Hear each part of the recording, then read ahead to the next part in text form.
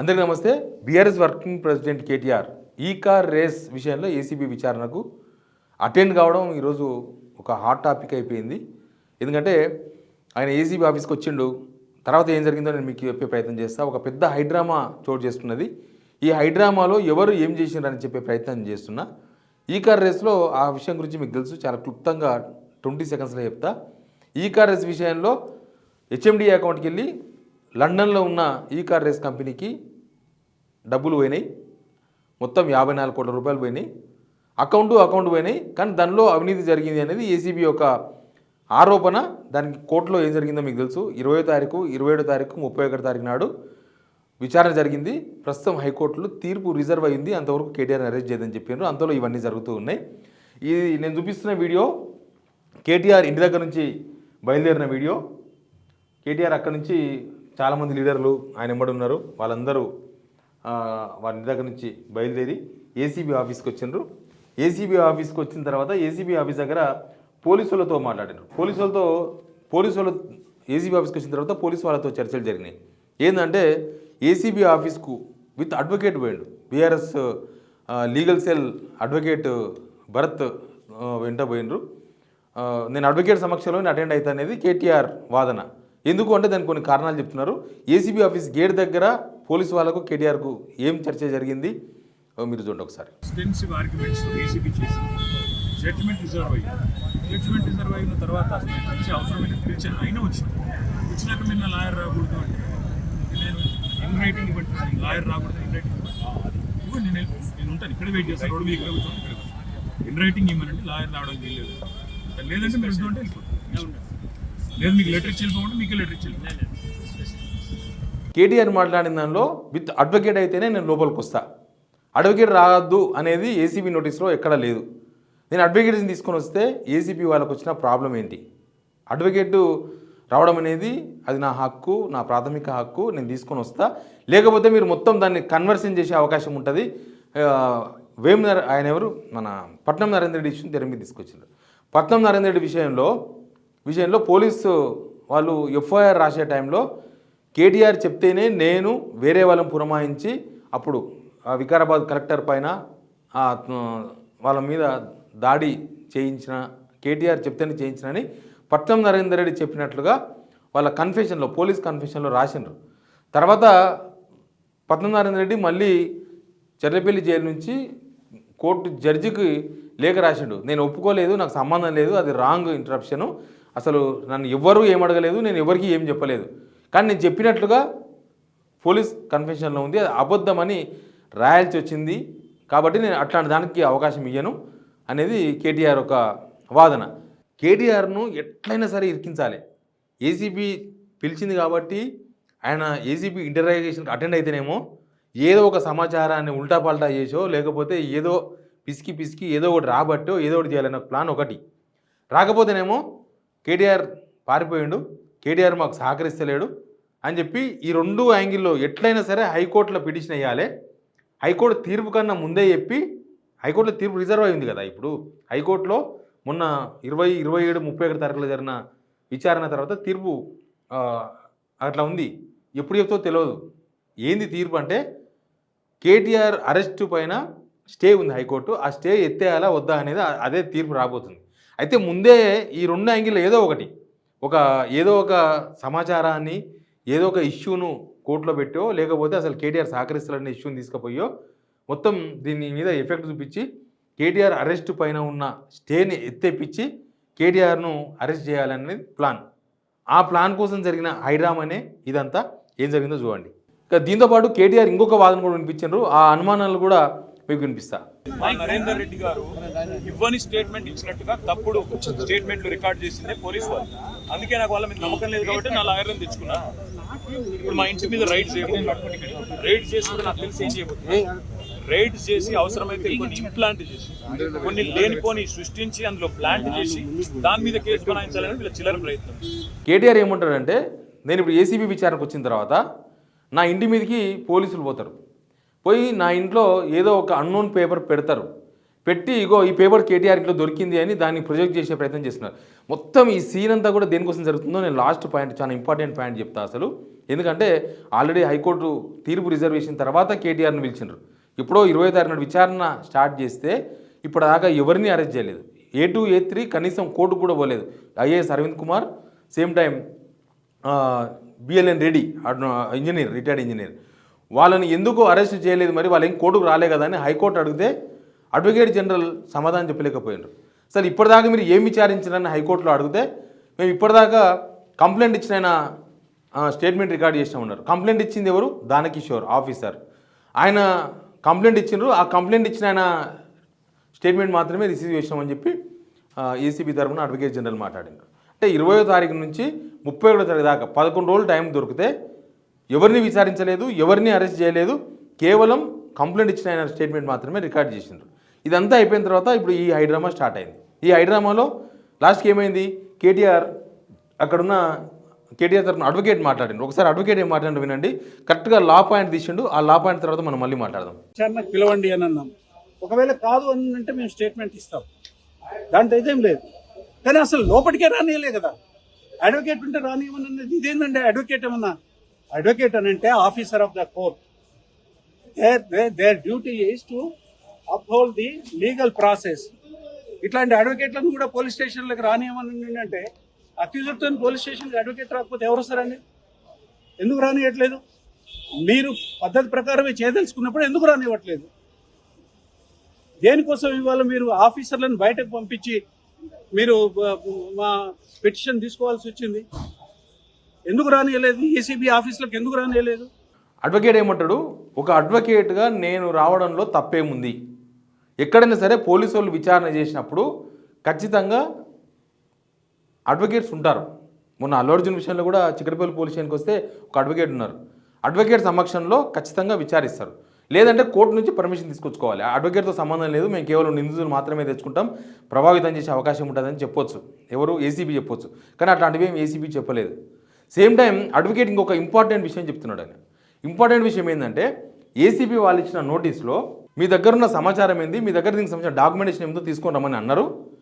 అసలు ఇప్పుడు గవర్నమెంట్ దగ్గర డాక్యుమెంటేషన్ అంతా ఉంటుంది.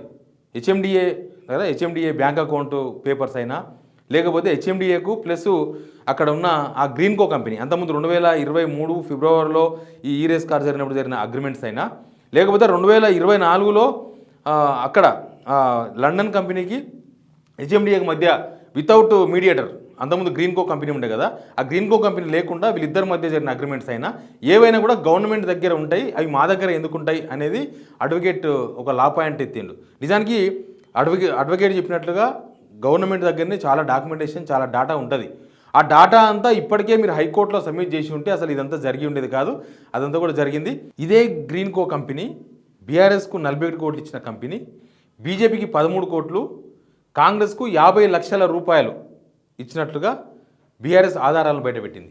తర్వాత ఇంకా కేటీఆర్ అక్కడ నుంచి ఏసీబీ ఆఫీస్ నుంచి వినిదిరిగిపోయిండు. అంతకుముందే పోలీసు వాళ్ళకి చెప్పిండు కదా, నన్ను ఓనిస్తే విత్ అడ్వకేట్ లోపలికి పోతా, లేకపోతే నేను ఇక్కడ నుంచి ఇక్కడనే బయటికి వెళ్ళిపోతా, నేను ఏసీబీకి ఏం వివరణ ఇవ్వాలో ఆ వివరణ ఇస్తాను.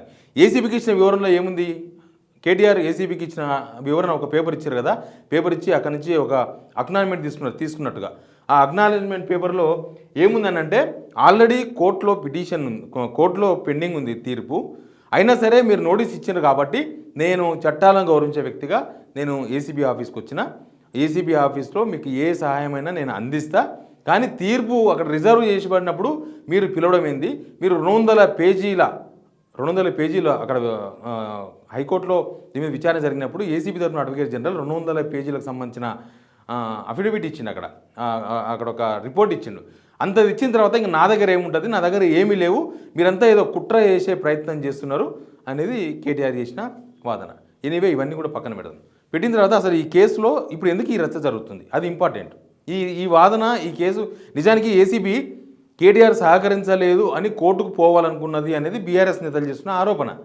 మేము విచారణకు పిలిస్తే ఆయన సహకరించలేదని చెప్పేందుకు కోర్టుకు పోబోతుంది ఏసీబీ అని ఆల్రెడీ లీక్డ్ సమాచారం కూడా బయటకు వచ్చింది. కానీ ఇక్కడ కేటీఆర్ చెప్పేది ఏంది? మీరు నోటీస్ ఇచ్చిండ్రు, నేను మీ ఆఫీస్కి వచ్చినా, మీరు నన్ను విత్ అడ్వకేట్ లోపల రానియలేదు, కాబట్టి నేను ఇవ్వాల్సిన వివరణ విత్ పేపర్ ద్వారా మీకు ఇచ్చిన, నేను సహకరించినాను. ఏసీబీ వాదన ఏంది? ఇప్పుడు ఒకవేళ కోర్టుకు పోతే అంటే మాకు సహకరించలేదు. అసలు ఈ డ్రామా అంతా ఎందుకు జరుగుతుందని చాలా ఇంపార్టెంట్ పాయింట్. ఈ డ్రామా అంతా దేనికోసం జరుగుతుందంటే ఫస్ట్ నుంచి కూడా ఈ కేసు కేటీఆర్ చుట్టూ తిరుగుతుందన్న విషయం అందరికీ తెలుసు. కేటీఆర్ చుట్టే కాదు, కేటీఆర్ను అరెస్ట్ చేసే అంశం పైన చుట్టూ తిరుగుతుంది అనేది కూడా చాలా క్లియర్. ఎందుకంటే 20వ తేదీన హైకోర్టులో వాదన జరిగినప్పుడు మేము మా దగ్గర ఆధారాలు ఇప్పుడు లేవు, కానీ తర్వాత విచారణలో బయటపడతాయి కాబట్టి మేము ఈ కేసును ఎఫ్ఐఆర్ పుటప్ చేసినామనేది. ఆ కేసు విచారణ ఎందుకు జరిగిందంటే కేటీఆర్ ఏసీబీ ఫైల్ చేసిన ఎఫ్ఐఆర్ మీద కోర్టుకు పోయినారు, హైకోర్టుకు. ఆ ఎఫ్ఐఆర్ను క్వాష్ చేయాలంటే ఎఫ్ఐఆర్ను కొట్టేయండి, అసలు దీనిలో ఆధారాలు లేవు, ఏమీ లేవు, కేవలం రాజకీయ కక్షతో పెట్టినరు అనేది కేటీఆర్ తరఫున అడ్వకేట్ హైకోర్టులో చెప్పిండు. తర్వాత 27 నాడు విచారణ ఏం జరిగింది, ఆ రోజు గవర్నమెంట్ రిప్లై ఇవ్వాల్సి ఉండే, గవర్నమెంట్ తరఫున అడ్వకేట్ జనరల్ కౌంటర్ వేయాల్సి ఉండే. కేటీఆర్ ఏదైతే ఆధారాలు లేవంటున్నారో దానికి కౌంటర్ వేయాల్సి ఉండే, కౌంటర్ వేయలేదు. పైగా మీరు కేటీఆర్ అరెస్ట్ పైన ఏదైతే చేయించారో దాన్ని ఎత్తేస్తే మేము కేటీఆర్ని అదుపులోకి తీసుకుంటాం, తర్వాత మేము ఆధారాలు సమర్పిస్తాం, ప్రస్తుతానికి మాకు అదొకటే కావాలని ఏసీబీ తరఫున అడ్వకేట్ జనరల్ అడిగిండు. ఇక్కడ రెండే వాదనలు అప్పటి నుంచి ఇప్పటిదాకా జరిగినాయి. మీ దగ్గర ఆధారాలు ఏమున్నాయని కోర్టు అడుగుతుంది, మేము అరెస్ట్ చేసిన తర్వాత ఆధారాలు వస్తాయని ఏసీబీ చెప్తుంది. అసలు ఆధారాలు లేవు, మన్ను లేవు, రాజకీయ కక్షతో చేస్తున్నారు అనేది కేటీఆర్ వాదన. ఇప్పుడు ఇవన్నీ అయిపోయిన తర్వాత ఇప్పుడు జరుగుతున్న గలాట అంతా కూడా కేటీఆర్ తీర్పు ఎప్పుడొస్తుందో, కోర్టు ఏం చెప్తుందో, అరెస్ట్ చేయమని చెప్తుందా, చేయదని చెప్తుందా, కేటీఆర్ పిటిషన్ వేసిన దాన్ని విచారించింది కాబట్టి అసలు ఈ ఎఫ్ఐఆరే కరెక్ట్ కాదు, ఎఫ్ఐఆర్ బాగాలేదు, ఎఫ్ఐఆర్లో అసలు ఏమీ ఆధారాలు లేవు, మీరు ఇప్పటిదాకా ప్రాథమిక ఆధారాలు కోర్టుకు సమర్పించలే కాబట్టి మేము క్వాష్ చేస్తున్నామని చెప్తుందా, హైకోర్టు ఏం చెప్తుందో తెలియదు. కానీ ఇప్పుడు కేటీఆర్ను విచారణకు పిలిస్తే కేటీఆర్ దగ్గర నుంచి స్టేట్మెంట్స్ తీసుకొని, కేటీఆర్ ఏమేమి స్టేట్మెంట్స్ తీసుకొని ఆ స్టేట్మెంట్స్ అన్నీ కూడా హైకోర్టుకు తీసుకుపోయి హైకోర్టు తీర్పు కన్నా ముందు లేకపోతే హైకోర్టు ఎలాంటి తీర్పు ఇచ్చినా మేము కేటీఆర్ దగ్గర నుంచి ఈ సమాచారం సేకరించినాం అని కేటీఆర్ అరెస్టు చేసుకునే అవకాశం కోసం ఏసీబీ ప్రయత్నాలు చేస్తుంది. ఇక్కడ కేటీఆర్ ఏమో తీర్పు వస్తుంది కదా, తీర్పు వచ్చిన తర్వాత చేద్దాం, అసలు ఏసీబీ 6వ తారీఖు నాడు విచారణకు పిలవడమే జస్ట్ కేటీఆర్ను ఎక్కడో ఒక దొరకబట్టుకొని హైకోర్టులో పిటిషన్ వేసి ఆయన అరెస్ట్ చేసేందుకు హైకోర్టు నుంచి అనుమతి తీసుకోవాలనేది ఏసీబీ ప్లాన్. దానికి కౌంటర్గా కేటీఆర్ ప్లాన్ ఏంటంటే నేను విచారణకు వస్తా, విచారణకు సహకరించకపోతే విచారణ సహకరించలేని కోర్టుకు పోయే అవకాశం ఉంటుంది కాబట్టి నేను విచారణకు వస్తా, బట్ విత్ అడ్వకేట్ వస్తా. మీరు ఎక్కడ రూల్ ఏం పెట్టలేదు, అడ్వకేట్ వద్దని, అడ్వకేట్ని తీసుకురావద్దని ఏం రూల్ పెట్టలేదు కాబట్టి అదొక ప్రాథమిక హక్కు, ఒక పౌరునిగా నాకు హక్కు ఉంది, నేను అడ్వకేషన్ తీసుకొని వస్తా అని ఏసీబీకి చెక్ పెట్టే ప్రయత్నం కేటీఆర్ చేసింది. ఇంకా కేటీఆర్ వాళ్ళు చూస్తున్నది ఏంటంటే హైకోర్టు తీర్పు ఎట్లుంటుందో చూద్దాం, తీర్పు తర్వాత ఏదైనా చేద్దాం అనేది KTR and team, KTR legal team వీళ్ళంతా చేస్తున్న ప్రయత్నం. వీళ్ళేమో హైకోర్టు కన్నా చెప్పే కన్నా ముందే మనం ఈయన దగ్గర నుంచి సమాచారం సేకరించో, లేకపోతే ఆయన రాకపోతే రాలేదనో, సహకరించలేదనో ఒక అరెస్ట్ కోసం హైకోర్టుకి వెళ్ళి పర్మిషన్ తీసుకొస్తున్నాం అనేది ఏసీబీ ప్లాన్. ఇట్లా మొత్తం ఏసీబీ ప్లాన్ ఏసీబీకి ఉంది, కేటీఆర్ ప్లాన్ కేటీఆర్కి ఉంది. దీనిలో మధ్యలో కాంగ్రెస్ వాళ్ళు తెర మీదకి వచ్చినారు. దీనిలో కాంగ్రెస్కి ఏం సంబంధం లేదన్నారు కదా నిన్న మొన్న, రేవంత్ రెడ్డి ఏం కక్ష పట్టలేదని చెప్పారు కదా వీళ్ళు. అసలు ఎవరికి ఏం సంబంధం లేదు, జస్ట్ కేసు అయింది, దానిలో అవినీతి జరిగింది కాబట్టి ఏసీబీ ఫైల్ చేసింది, ఎవరికి ఏం సంబంధం ఉంది, గవర్నమెంట్కి ఏం సంబంధం ఉంది అనేది గవర్నమెంట్ మొన్నటిదాకా చేసిన వాదన. కానీ నిన్న నుంచి పరిణామాలు మారిపోయినాయి. ఏమైందంటే గుత్తా అమిత్ రెడ్డిని రంగంలోకి దింపినారు. Gutha Amith Reddy very close to CM Revanth Reddy, Gutha Sukhender Reddy కొడుకు, మండలి చైర్మన్. ఆయన మొన్నటిదాకా బీఆర్ఎస్లో ఉండే, ఆయన నల్గొండ టికెట్ ఆశించారు, భువనగిరి టికెట్ ఇస్తామని చెప్పిండ్రు, తర్వాత బీఆర్ఎస్ నుంచి పోయి కాంగ్రెస్లో చేరిండ్రు. ఆయన కొడుకు ఎలక్షన్స్ ముందే ఆయన ఒక టీవీ ఛానల్కి ఇంటర్వ్యూ ఇచ్చారు. ఆ ఇంటర్వ్యూలో అన్న పాయింట్స్ ఏంటంటే మీరు ఆ వీడియో కూడా చూడవచ్చు. ఎలక్ట్రో బ్రాండ్స్ 2022లో బీఆర్ఎస్ పార్టీకి ఆ గ్రీన్కో ఏదైతే మీడియేటర్గా వ్యవహరించి లాస్ అయిపోయినామని తప్పుకున్నారో ఆ కంపెనీకి వెళ్ళి 41 కోట్ల రూపాయలు బీఆర్ఎస్కు చేరినాయి, ఇది క్విట్ ప్రోకో జరిగింది అనేది ఒక ఆరోపణను రేవంత్ రెడ్డి అనుచరుడిగా గుత్తా అమిత్ రెడ్డి ద్వారా తెర మీద తీసుకొచ్చారు. ఇప్పుడు ఏసీబీ ఆ పాయింట్ కూడా వాడుకునేందుకు సిద్ధమైంది. అంటే వీళ్ళేమంటున్నారు దానికి ఆ కౌంటర్ ఏంటంటే అసలు గ్రీన్కో అనే కంపెనీ ద్వారా 2022లో బీఆర్ఎస్కు ఫండ్స్ వచ్చినాయి, సేమ్ టైం కాంగ్రెస్కు ఫండ్స్ పోయినాయి, బీజేపీ కూడా ఫండ్స్ పోయినాయి. చాలా కంపెనీలు అంతే. ఇప్పుడు మెగా కృష్ణారెడ్డిని తీవ్ర పదజాలంతో మాట్లాడిన రేవంత్ రెడ్డి గారు కాకుండా రాహుల్ గాంధీతో తిట్టిపించారు.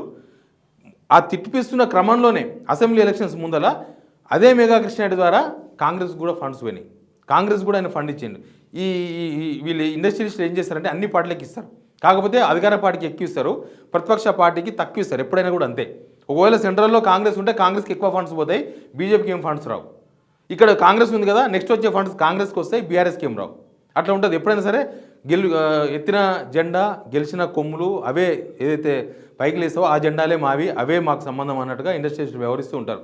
ఇందులో బీజేపీకి కాంగ్రెస్కు గ్రీన్ కో కంపెనీ ఎలక్ట్రల్ బాండ్స్ ఇచ్చింది. మీరు అది తప్ప బీఆర్ఎస్ ఒక లిస్టును బయటపెట్టింది. ఆ లిస్టులో ఏంటంటే దాదాపు 340 కంపెనీల నుంచి దాదాపు 1300 కోట్ల రూపాయలు ఎలక్ట్రల్ బాండ్స్ ద్వారా కాంగ్రెస్ తీసుకున్నది. దానిలో మెగా కృష్ణారెడ్డి ఉన్నారు, గ్రీన్ కో కంపెనీ ఉంది, అందరూ ఉన్నారు. ఆ లిస్టు కూడా స్క్రీన్ మీద ప్రొజెక్ట్ అవుతుంది, మీరు చూడొచ్చు. ఓ లిస్టు రిలీజ్ చేసింది. ఆ లిస్టులో అందరు ఇచ్చిండ్రు. దీనిలో ఒకవేళ కాంగ్రెస్ తీసుకున్నది తప్పైతే బీఆర్ఎస్ తీసుకున్న 41 కోట్ల రూపాయల ఫండ్స్ తీసుకోవడం కూడా తప్పే అవుతుంది. ఇది ఆల్రెడీ ఎలక్షన్ కమిషన్ ఆమోదించింది. సుప్రీంకోర్టుతో పోతే సుప్రీంకోర్టు కూడా దీనికి ఓకే అయిపోయింది. ఎలక్ట్రల్ బాండ్స్ అనేది అది వైట్ మనీ, అది బ్లాక్ మనీ కాదు అనేది దేశమంతా అందరికీ తెలుసు. చాలాసార్లు దీని మీద చర్చలు జరిగినాయి. ఇప్పుడు ఇదంతా అయిపోయిన తర్వాత నెక్స్ట్ ఏం జరగబోతుంది అనేది చాలా important. Next ACB KTR arrest కోసం పావులు కదుపుతుంది. కేటీఆర్ అండ్ టీం ఏమో హైకోర్టులో ఖచ్చితంగా మాకు అనుకూలమైన తీర్పు వస్తుంది, ఈ ఎఫ్ఐఆర్ని కొట్టేస్తారు, లేకపోతే కేటీఆర్ అరెస్ట్ చేయదని ఇప్పటిదాకా ఏదైతే స్టే ఉందో ఆ స్టే కంటిన్యూ అయ్యే అవకాశం ఉంది. హైకోర్టులో ఏసీబీ ప్రూఫ్లు సబ్మిట్ చేయలేకపోయింది. ప్రాథమిక ఆధారాలు కూడా కనీసం దీనిలో అవినీతి ఎక్కడ జరిగింది అనే విషయాన్ని ప్రభుత్వం తరఫున కేసు బుక్ చేసిన ఏసీబీ తరఫున వాదిస్తున్న అడ్వకేట్ జనరల్ హైకోర్టులో ఏం చెప్పలేదు. కాబట్టి ఆ ఎఫ్ఐఆర్ను కొట్టేయడమో లేకపోతే కేటీఆర్ను అరెస్ట్ చేయొద్దు, కేసు విచారణ చేసుకోండి అని మాత్రం చెప్పడమో ఏదో ఒకటి జరుగుతుంది అనేది కేటీఆర్ అండ్ టీం వాళ్ళు ఆశ పెట్టుకున్నారు. ఎనీవే ఈరోజు ఇది ఒక పెద్ద పొలిటికల్ డెవలప్మెంట్ లాగా కనిపిస్తుంది. ఏసీబీ స్కెచ్, దాని కౌంటర్గా కేటీఆర్ వేసిన స్కెచ్, దానికి ఏసీబీ కౌంటరు. మొత్తానికి ఈ రెండు టీంలు, కేటీఆర్ అండ్ టీం, ఇటు ఏసీబీ అండ్ గవర్నమెంట్ మొత్తం పోటాపోటీగా ప్లాన్లు వ్యూహాలు అమలు చేస్తున్నట్టు కనిపించింది. అయితే ఈ మొత్తం ఓవరాల్ స్టోరీలో ఈరోజు జరిగిన ఈ మొత్తం ఎపిసోడ్లో గుత్తా అమిత్ రెడ్డి తెర మీదికి రావడం ఈ కేసులో ఒక మలుపు. ఆ మలుపు తర్వాత మళ్ళీ కేటీఆర్ ఇచ్చిన కౌంటర్ ఇంకొక మలుపు. ఇట్లా ఏసీబీ వేసిన స్కెచ్లు, దానికి ఎన్కౌంటర్లో వేసిన స్కెచ్లు, ఇవన్నీ కూడా చూస్తున్నాం. తదుపరి ఏం జరుగుతుందో తెలియదు. హైకోర్టు తీర్పు వచ్చిన దాకా ఏసీబీ ఓపిక పడుతుందా, లేకపోతే ఏసీబీ ఎన్నోలాగా ఏదో ఒక తప్పు చూపించి కేటీఆర్ పైన, కేటీఆర్ సహకరించలేదనో, కేటీఆర్ రాలేదనో, కేటీఆర్ విచారణకు సహకరిస్తలేదనో ఏదో ఒక విషయాన్ని హైకోర్టు నుంచి తీసుకుపోయి కేటీఆర్ను అదుపులోకి తీసుకోవాలన్న ఏసీబీ స్కెచ్ అది ఫలిస్తుందా, ఇది ఫలిస్తుందా అనేది మాత్రం మనం చెప్పలేము. బట్ ఈయన అరెస్ట్ విషయంలో ఏసీబీ ఉవ్విలుతుంది అనేది మాత్రం చాలా క్లియర్గా కనబడుతుంది. ఇక్కడ గవర్నమెంట్ ఫోర్సు ప్రెషర్ కూడా ఏసీబీ మీద ఉన్నట్టు చాలా క్లియర్గా కనబడుతుంది. ఎందుకంటే గవర్నమెంట్లో ఉన్న వాళ్ళు రేవంత్ రెడ్డి అనుచరులు బయటకు వచ్చి మాట్లాడుతున్నారు ఈ విషయంలో. వరుసగా కాంగ్రెస్ ఎమ్మెల్యేలందరూ కూడా వాళ్ళు వరుసగా ఈరోజు ప్రెస్ మీట్లు పెట్టి కేటీఆర్ టార్గెట్గా ప్రెస్ మీట్లు కూడా పెట్టినరు. కాబట్టి ఎనీవే ఇది ఒక రాజకీయ రంగు పులుముకున్న ఒక కేసుగానే బయటికి ప్రొజెక్ట్ అయ్యే అవకాశం ఎక్కువగా కనిపిస్తుంది. Please subscribe signal TV.